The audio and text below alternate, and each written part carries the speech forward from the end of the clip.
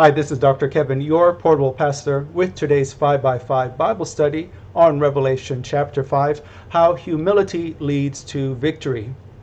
Now, our Bible study is, as usual, just 5 points in a very short period, and we'll begin with point number 1, what's going on here. Revelation 5 seems a bit confusing because a lot of the conflicting images of who Jesus is and his identity. He is identified as the Lion of Judah, which is a very strong image, but then he's also represented as the Lamb, a very humble image. He is the one who has conquered death, but he is also the one who has been slain or been put to death. He is the Lamb who was slain, but he is also the one who is worthy to receive power and wealth and wisdom and might. So these conflicting images can be confusing to us as we see how victory comes about through humility. And that's very strange because in our world we're taught that humility is weakness. And that's not something we would practice because we'd end up being last. Now for us, we have to be strong, and strength is to impose our own will on the plans for our life as well as on other people's plans. We have to enforce our way and our will and push through to get ahead in this world. And humility means second place, means back seat. And that's not something that is cherished in our world today. But humility is cherished with regard to our God in heaven. Now, how does this look for John when he looks at Revelation 5 and the humility of Jesus? Let's take a look in our point number 2 back to the Gospel of John chapter 1. And there we see Jesus is God, Jesus is creator, but then he humbles himself and then becomes as a man and takes on flesh, and he dwells among us.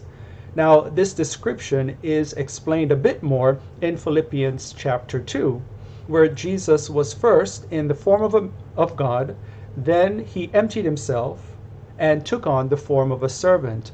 Of a servant to whom? A servant to God the Father himself. And that's point number 3 about what humility is.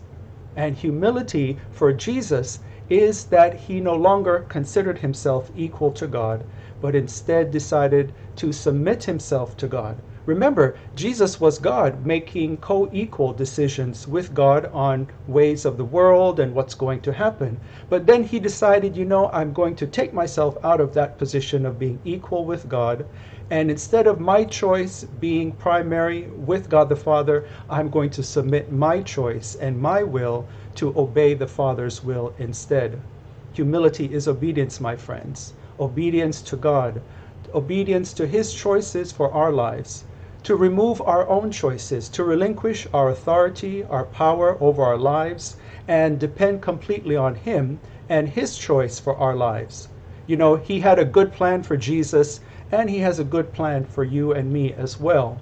Yes, it may be tough, as it was tough for Jesus. Not only did he have to give up everything and submit to God, but the life that he chose to give up for was a very difficult life here on earth. And so, yes, you and I have a difficult life too, because the world is in conflict with the ways of heaven and the ways of God. So yes, a life submitted to God and obedient to God will be very different. Now, that is what humility is, and that's our point number 3. But it doesn't stop there for Jesus or for you and me, and that's where point number 4 and victory comes in place. Now, for that, we have to go back to John chapters 11 and 12, where the story of Lazarus being raised from the dead is seen by Jesus and by John. Now, Jesus himself is the one who raises Lazarus from the dead, of course, and then shortly after that, John and his viewers see the story of Jesus on a colt or a small donkey riding into Jerusalem.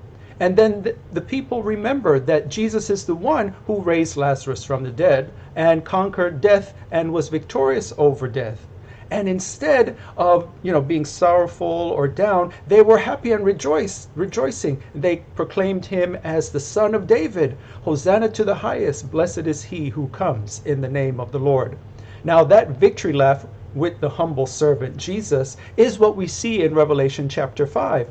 But not just a prelude to what's about to happen, or not describing only what's happened with regard to Jesus conquering death of Lazarus. But Jesus himself conquered death, not only for himself, but more importantly, for you and me. He considered us more significant than he considered himself. And so he humbled himself to God, and then he came back from the dead, resurrected in victory. And that's what happens in Revelation chapter 5. That's the victory lap that we see there. All the great praise and honor that's given to him, being a humble person himself. Now that's important for you and me. Why? And that's our point number 5. Because, my friends, this is where we give up our own choices for our lives. We give up our decisions, we give up our plans, and we're obedient to God's plan for our life instead. You know, we have our own pride in our plans for our life, pride in how we're going to implement that over others, pride in our position, pride of where we were born, pride in our poverty or pride in our wealth, pride in our possessions, pride in who our family is. We have lots of pride to get rid of in order to humble ourselves. But most importantly, it's our choices and our decisions being submitted to Jesus, being submitted to God, so that he can give us that good plan for our lives. Yes, it's going to be difficult because the world is in contrast and in conflict with the kingdom of heaven. And so humility is going to seem very strange in this world, but it is the way to victory in the end. If you have other questions on today's topic, feel free to drop me a line, yourportablepastor@gmail.com, or you can post your questions here on YouTube. Remember Instagram @portablepastor and our campaign for understanding, #YourSmileForEveryone. This is Dr. Kevin, your Portable Pastor of Portable Pastor LLC, blessing you with the spiritual fruit of gentleness and faithfulness to God. See you next time, and remember to like and share.